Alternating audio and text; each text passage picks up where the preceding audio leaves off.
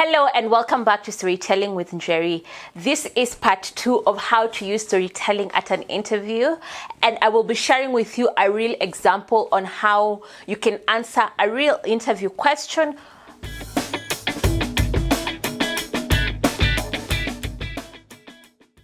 Today I'll be sharing with you a real example on how to answer the question, tell me more about yourself. I will then break down my answer and explain to you why I chose every statement and section of the answer, and hopefully you can use that information to craft your own answer and even become better at using storytelling in interviews.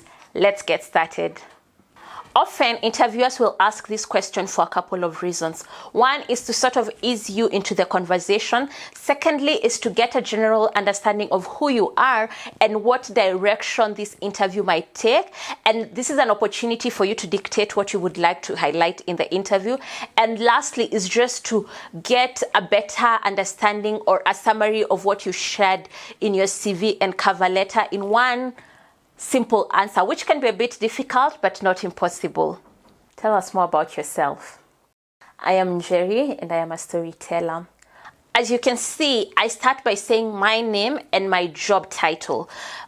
You can choose to say the job title if you're applying to a job that is very specific. So something like an engineer, an accountant, a banker, a writer, an actor. All of these things are very specific, and you can sort of summarize everything you do in one simple title. Some jobs are a bit more flexible and they do not really require a title. So don't feel pressured to specify your title. You can replace the title with something like I am XYZ and I enjoy customer service, or I am XYZ and I'm excited by sales. Because if you've not had that experience before and you're just on an entry-level position, it might help you introduce yourself as somebody who already understands what is expected of you in this particular job interview.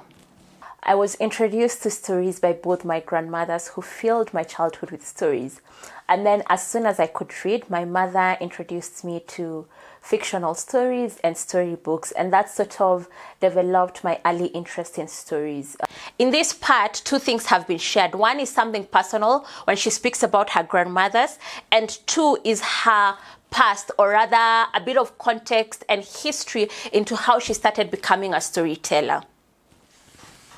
And then as soon as I could read, my mother introduced me to fictional stories and storybooks, and that sort of developed my early interest in stories, which is something I continued to enjoy throughout my life until in university, where I studied film and was introduced to a new form of storytelling, where I was able to use visual mediums and other type of mixed media tools to tell stories. And this reignited my love for storytelling. And then in my pursuit of different ways to tell better stories, I went into the Amani Institute, and here I was introduced to storytelling on a personal level and how storytelling can be used to move people into action and to help people connect more authentically and communicate their messages better. You can see how she connects her past and how it led to her professional training, and she shares the types of trainings she's had in a very short statement.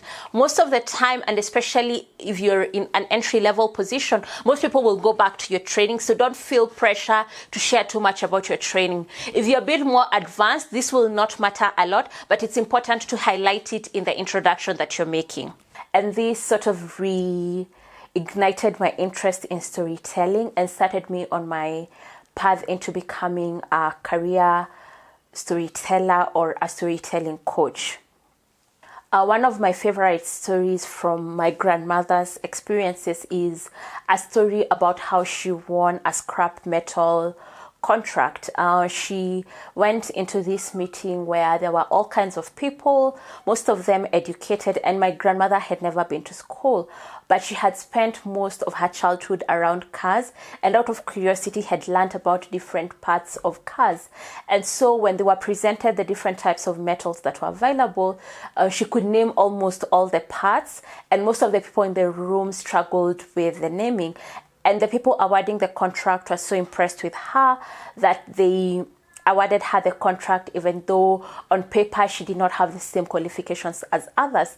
And this story of self-confidence and resilience is a story I went back to recently as I was working with a client who was struggling with confidence and presenting herself at interviews.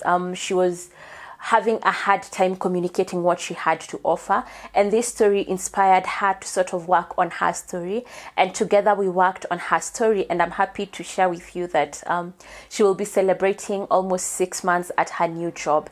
In this part of the response, we look at two main things. First, she builds on the personal story she shared earlier about her grandmothers, which now she connects to a real life experience where she's used storytelling in her work. And you can see how she connects it between the story she shared and how that story impacted a real life person. And immediately you can see when she says stories have an impact in connecting and helping people, how that has been applied in a real life situation. And this is just one of the ways I hope storytelling can inspire and motivate people to become better.